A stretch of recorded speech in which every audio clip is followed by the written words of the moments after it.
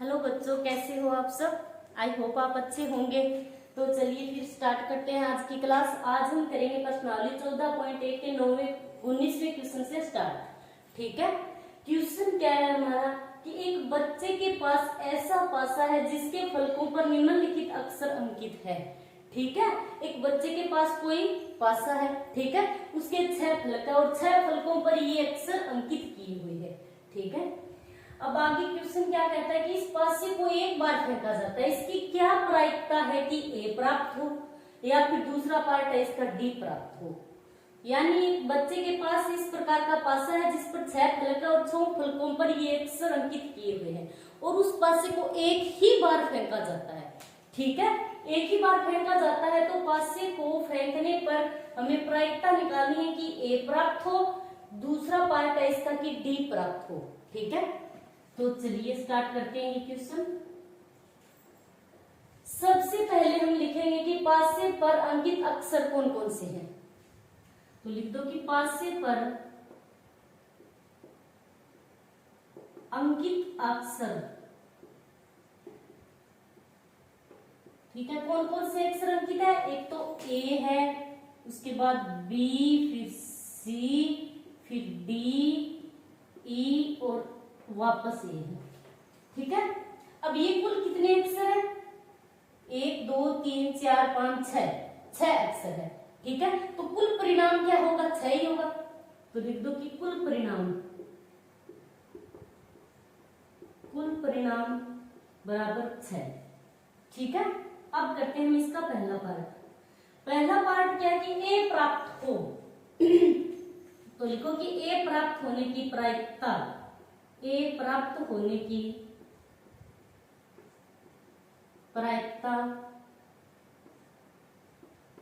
बराबर फॉर्मूला क्या होता है, अनुकूल परिणाम यानी संभव परिणाम बटे कुल परिणाम, कुछ भी लिख सकते हो आप। अनुकूल परिणाम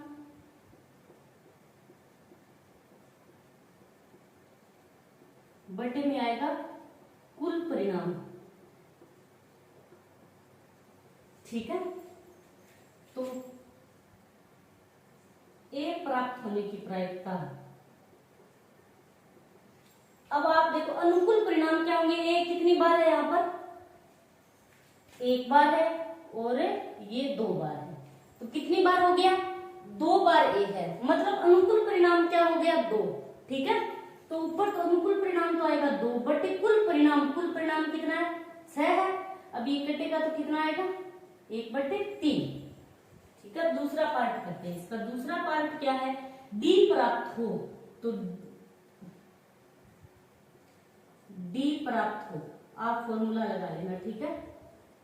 तो डी प्राप्त होने की प्रायिकता क्या होगी, डी कितनी बार है, अनुकूल परिणाम मतलब डी कितनी बार है, यहां पर एक ही बार डी है, एक ही बार डी दिखाई दे रहा है, तो अनुकूल परिणाम क्या हो गया, 1। तो ऊपर तो 1 आएगा, नीचे कुल परिणाम है तो कुल परिणाम तो सेम ही रहेगा, 6। ठीक है। अब करते हैं इसका 20वां क्वेश्चन। तो 20वां क्वेश्चन क्या है, मान लीजिए आप एक पासे को आकृति में दर्शाए आयताकार क्षेत्र में यादृच्छिक रूप से गिराते हैं, इसकी क्या प्रायिकता है कि वह पासा 1 मीटर व्यास वाले वर्त के अंदर गिरेगा। इसकी हमें प्रायिकता बतानी है। मतलब ये क्या है, एक आयताकार क्षेत्र दिया है हमें। ठीक है। ये आयताकार है, जब भी हम पासे को फेंकेंगे तो इस आयताकार भाग में वो पासा गिरेगा, तो वो कहीं भी गिर सकता है। आयताकार भाग में इस क्षेत्र में यहाँ पर मतलब कहीं भी गिर सकता है। ठीक है। हमें प्रायिकता बतानी है कि इसकी क्या प्रायिकता है कि वह पासा 1 मीटर व्यास वाले वर्त के अंदर गिरेगा।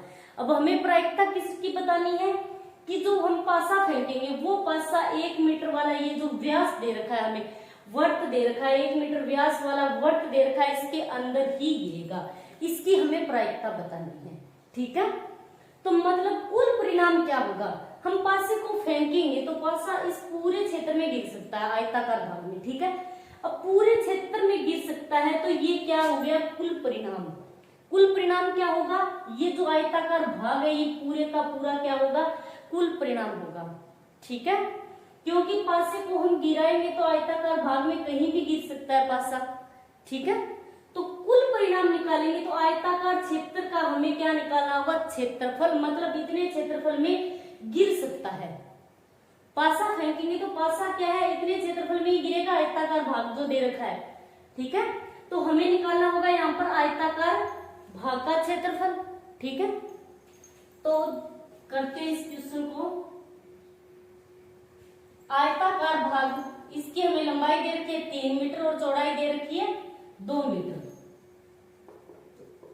आयत की लंबाई बराबर 3 मीटर और चौड़ाई बराबर दे रखा है 2 मीटर। अब हमें निकालना क्या है, आयत का क्षेत्रफल, और जो आयत का क्षेत्रफल हम निकालेंगे वही क्या होगा, कुल परिणाम होगा। ठीक है, कुल परिणाम बराबर आयत का क्षेत्रफल। ठीक है, ये कुल परिणाम के बराबर होगा आयत का क्षेत्रफल। कुल परिणाम यही होगा क्योंकि पासा इस आयताकार भाग के अंदर ही गिरेगा, वो कहीं पर भी गिर सकता है। तो ये पूरे का पूरा क्षेत्र हो गया इतना। ठीक है, इसका क्षेत्रफल निकालेंगे तो आयत का क्षेत्रफल निकालने का फॉर्मूला क्या होता है, लंबाई इंटू में चौड़ाई। अब इसकी लंबाई हमें कितनी दे रखी है, 3 मीटर, इंटू में चौड़ाई दे रखी है 2 मीटर, तो ये आ गया 6। ठीक है, और मीटर स्क्वायर लगेगा क्योंकि क्षेत्रफल है। ठीक है, अब ये तो निकाल लिया हमने कुल परिणाम यानी आयत का क्षेत्रफल। अब आगे हमें प्रायिकता किसकी निकालनी है, कि प्रायिकता की वह पासा 1 मीटर व्यास वाले वृत्त के अंदर गिरेगा। मतलब पासा क्या है, ये जो वृत्त दे रखा है ये 1 मीटर, इसका व्यास है 1 मीटर। तो 1 मीटर व्यास वाले वृत्त के अंदर ही गिरेगा। ये क्या है, इसकी प्रायिकता, मतलब अनुकूल परिणाम निकालना है आपको। ठीक है, तो अनुकूल परिणाम किसके बराबर होगा, अनुकूल परिणाम मतलब संभव परिणाम। ठीक है, अनुकूल परिणाम बराबर क्या होगा, वृत्त का क्षेत्रफल। अब वृत्त का क्षेत्रफल निकालने का फॉर्मूला क्या होता है, पाई आर स्क्वायर होता है।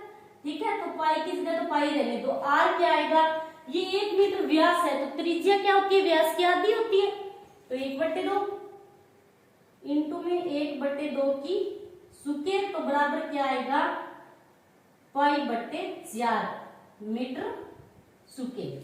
ठीक है, ये क्या आ गया, वृत्त का क्षेत्रफल। अब हमें निकालना क्या है, प्रायिकता किसकी निकालनी है, कि वह पासा 1 मीटर व्यास वाले वृत्त के अंदर गिरेगा। ठीक है, तो चलिए निकालते हैं। पासा 1 मीटर व्यास वाले वृत्त के अंदर गिरने की प्रायिकता। प्रायिकता ज्ञात करने का फॉर्मूला, अनुकूल परिणाम या संभव परिणाम लिख सकते हो आप, अनुकूल परिणाम बटे कुल परिणाम। ठीक है, अब अनुकूल परिणाम क्या है, अनुकूल परिणाम क्या होगा कि पासा 1 मीटर व्यास वाले वृत्त के अंदर ही गिरेगा, मतलब इस क्षेत्र में ही गिरेगा। तो ये कितना हो गया, इसका क्षेत्रफल पाई/4 मीटर स्क्वायर। ठीक है, तो ये है अनुकूल परिणाम। तो अनुकूल परिणाम की जगह तो आएगा पाई/4 फिर कुल परिणाम। तो कुल परिणाम कितना है, आयत का क्षेत्रफल है कुल परिणाम, वो कितना निकाला हमने, 6। अब इसके बटा में 1 मानोगे तो कोई फर्क नहीं पड़ेगा। ठीक है, तो ये हो गया पाई/4 इंटू में 1 ऊपर और 6 नीचे, तो ये आएगा पाई/24। ठीक है, ये हो गई इसकी प्रायिकता। अब करते हैं 21वां क्वेश्चन। तो 21वां क्वेश्चन क्या है, 144 बॉल पेनों के एक समूह है में 20 बॉल पेन खराब हैं और शेष अच्छे हैं। अब वही पेन खरीदना चाहेंगे जो अच्छा हो। ठीक है, परंतु खराब पेन आप नहीं खरीदेंगे।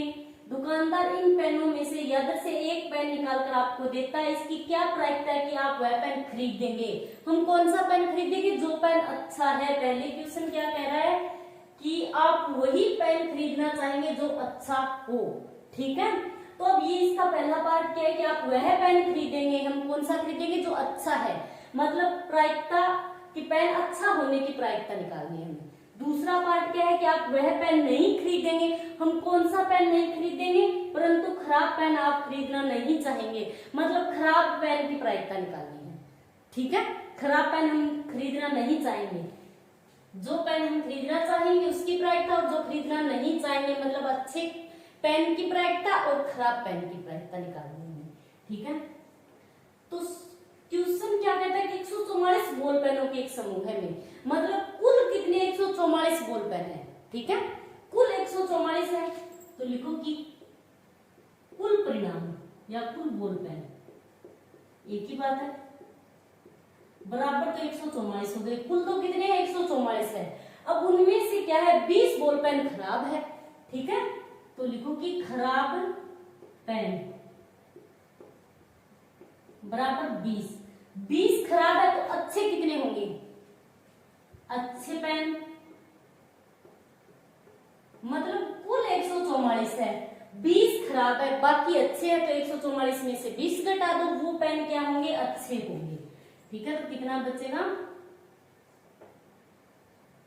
124 पेन क्या होंगे, अच्छे होंगे। ठीक है, तो पहला पार्ट करते हैं इसका। पहला पार्ट है कि आप वह पेन खरीदेंगे, मतलब अच्छा पेन खरीदेंगे हम। ठीक है, तो आप वह पेन खरीदेंगे मतलब पेन अच्छा होने की प्रायिकता, पेन अच्छा होने की प्रायिकता, तो फॉर्मूला लगा दो, अनुकूल परिणाम बट्टे में कुल परिणाम।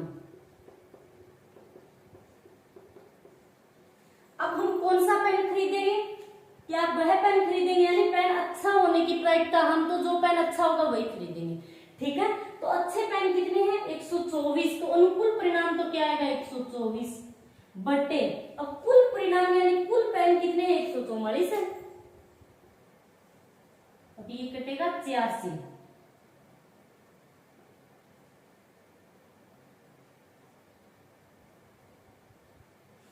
इकतीस बटे 36, तो ये तो हो गया अच्छा होने की प्रायिकता। दूसरा पार्ट क्या है इसका कि आप वह पेन नहीं खरीदेंगे, मतलब जो पेन अच्छा नहीं है, खराब है, वो हम नहीं खरीदेंगे। तो ये हमें निकालना है कि खराब होने की प्रायिकता। ये तो क्या था अच्छा, अच्छे की प्रायिकता निकाल ली हमने, अब हम निकालेंगे कि खराब पेन की प्रायिकता। ठीक है, तो फॉर्मूला क्या होता है पीई, मतलब पी हाँ प्लस पी ना बराबर होता है 1, तो पी हाँ तो हमने निकाल लिया। ठीक है, अब पी ना हमें निकालना है, तो पी ना को इस तरफ रखेंगे, 1 माइनस पी हाँ। ठीक है, अब पी ना निकालना है हमें, 1 माइनस पी, मतलब खराब होने की प्रायिकता निकालनी है, अच्छे की हमने निकाल ली, अच्छे की हमने कितनी निकाली 31 बट्टे 36, तो पी ई की जगह हम क्या लिखेंगे 31 बट्टे 36, अब हम लघुत्तम लेंगे तो कितना आएगा 36, और ये तो आ गया 36 माइनस 31 बराबर आएगा 5 बट्टे 36। ठीक है, अब ये क्या हो गया कि पेन खराब होने की प्रायिकता, खराब पेन की प्रायिकता 5 बट्टे 36। ठीक है, अब करते हैं 22वां क्वेश्चन। 22वां क्वेश्चन क्या है कि एक स्लेटी पासे और एक नीले पासे को एक साथ फेंका जाता है, सभी संभावित परिणामों को लिखिए। अब दो पासों को फेंका जाता है, एक स्लेटी पासे और एक नीले पासे को। अब एक ही पासे को 2 बार फेंको या फिर 2 पासों को एक साथ फेंको, एक ही बात है। ठीक है, तो अब निम्नलिखित सारणी को पूरा कीजिए, हमें इस सारणी को पूरा करना है। घटना दोनों पासों की संख्याओं का योग 2 हो, 3 2 से लेकर मतलब 12 तक है। ठीक है, और हमें इसकी प्रायिकता बतानी है, इस टेबल को पूरा करना है। ठीक है, तो कैसे करेंगे, जब 2 पासों को एक साथ फेंका जाता है तो कुल परिणाम कितने होते हैं, उसके लिए एक फॉर्मूला होता है 6 की घात n। ठीक है, तो कुल परिणाम जब 2 पासों को एक साथ फेंका जाता है।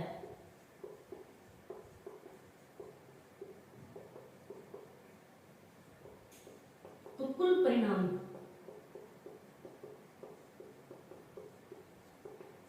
छह की घात n। n क्या है यहाँ पर? पासों की संख्या। तो पासे कितने हैं? 2 पासे हैं, ठीक है। तो 6 की घात 2 बराबर आएगा 36। मतलब कुल परिणाम क्या होंगे यहाँ पर? 36 ही होंगे। अब कौन कौन से होंगे, कैसे निकालेंगे हम? स्टार्ट करेंगे 1 से, ठीक है।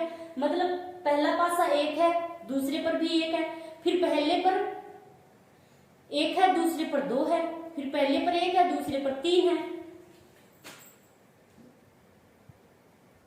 1 1 1 2 1 3 1 4 1 5 और 1 6, ठीक है। अब दूसरे पासे पर, मतलब पहले पासे पर 2 है, दूसरे पर 1, फिर 2 2, फिर 2 3, 2 4, 2 5, 2 6, ठीक है। पहले 1 से स्टार्ट करना, 1 1, दूसरे पासे की संख्याएं बढ़ाते जाना, ठीक है। फिर दूसरे पर 2 और फिर दूसरे पासे की फिर बढ़ाते चलना, ठीक है। अब तीसरे पासे पर, मतलब पहले पर तीसरी बार पहले पासे पर 3 आए, दूसरे पर 1, फिर 3 2, 3 3, 3 4, 3 5 और 3 6, 4 1, 4 2, 4 3, 4 4, 4 5, 4 6, 6 तक लिखना है, ठीक है। पासे पर 6 ही फलक होते हैं। 5 1, 5 2, 5 3, 5 4, 5 5 और 5 6, फिर 6 1, 6 2, 6 3, 6 4, 6 5 और 6 6, ठीक है। अब संभावित परिणाम क्या होंगे? 36 परिणाम होंगे, ठीक है। अब हमें टेबल को पूरा करना है। तो पहला क्या दे रखा है कि घटना दोनों पासों की संख्याओं का योग 2 हो। ये जो हमने संभावित परिणाम लिखे हैं, ठीक है। अब इनको हम तिरछी लाइनिंग करेंगे तो इनका योग क्या होगा? अब इनका योग तो 2 है, ठीक है, समान योग होगा। मतलब अब इनका योग कितना होगा? 3 होगा। 2 1 3 और 1 2 3। अब इनको क्रॉस करेंगे तो इनका योग कितना होगा? 4 4 4 और इनका योग कितना होगा? 5 और इन सभी का योग जो क्रॉस लाइनिंग में आ रहे हैं उन सभी का योग क्या होगा? 6 और इन सभी का योग होगा 7 और इनका योग होगा 8, इनका योग होगा 9 और इनका योग होगा 10 और इनका 11 और ये 12। आप ऐसे मत करना, ठीक है। ये आपको समझाने के लिए, वैसे मैंने आपको इसके बेसिक में समझाया है अच्छे से, ठीक है। अब हमें इस टेबल को पूरा करना है।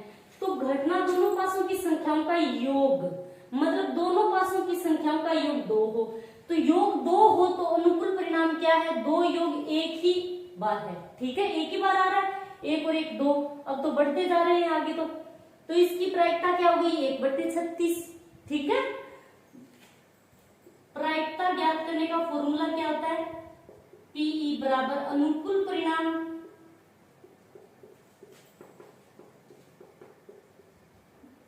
बटे कुल परिणाम, ठीक है। अब मतलब योग 2 हो, 2 योग होगा तो 2 योग की एक ही बार है, ठीक है, एक ही बार है। तो इसकी प्रायिकता हो गई 1/36। अब दूसरी बार योग 3 हो। अब 3, ये जो लाइनिंग है तिरछी, इसमें योग कितना है? 3 है। कितनी बार है? आप लिखना चाहो तो लिख सकते हो, डिटेल से करना, ठीक है। ऐसे शॉर्ट में मत करना कि योग 3 होने की प्रायिकता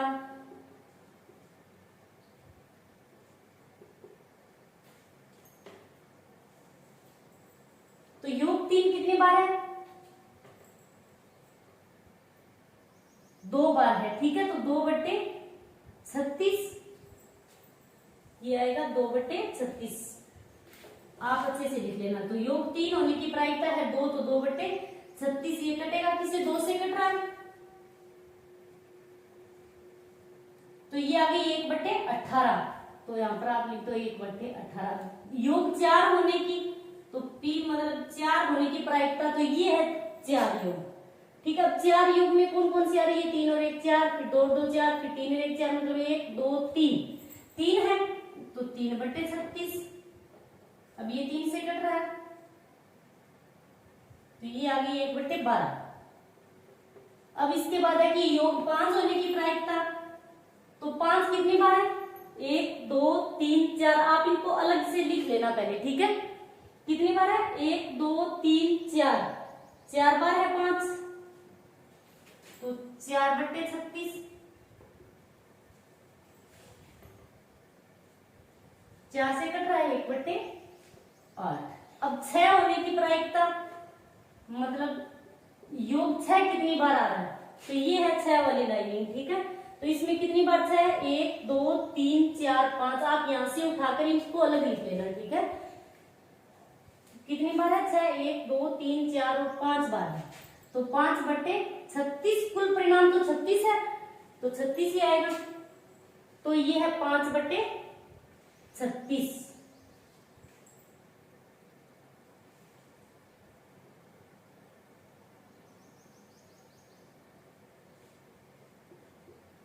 अब है योग 7। योग 7 कितनी बार है?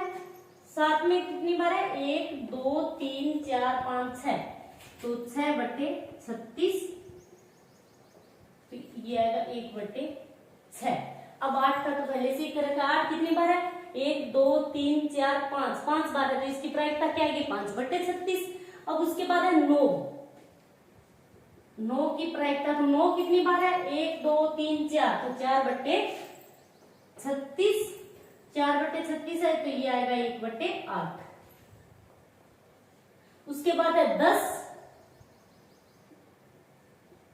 10 होने की प्रायिकता, तो 10 कितनी बार है? 1 2 3, 3 बार है, तो ये आएगा 3/36। और ये कटेगा तो आएगा 1/12, ठीक है। अब उसके बाद है योग 11 होने की प्रायिकता, तो 11 कितनी बार है? ये रही 11 वाली लाइनिंग, तो 2 बार है, तो 2/36। और ये 2 से कटेगा तो आएगा 1/18, ठीक है। 1/18। अब 12 की प्रायिकता ये पहले से वर्ग है। 12 कितनी बार है? एक ही बार है, एक ही बार है 12, तो 1/36, ठीक है। यदि आपकी टेबल मैच नहीं करे तो आप ये काटना मत, ये लिख देना कि P3 की प्रायिकता 2/36। देख लेना आपकी टेबल यदि ऐसे काटने पर मैच कर रही है या बिना काटने पर, ठीक है। और 3/36 4/36 ये लिख देना आप, ठीक है। 5/36 6/36 और 4/36, ठीक है। तो एक इसका दूसरा पार्ट भी है, वो कोई ज्यादा खास नहीं है, तो उसमें आप लिख देना नहीं सभी 11 संभावित परिणाम क्या है? समप्रायिक नहीं है, क्योंकि सभी की प्रायिकता क्या है? भिन्न भिन्न है, समान नहीं है, ठीक है। तो आज के लिए इतना ही। थैंक्स।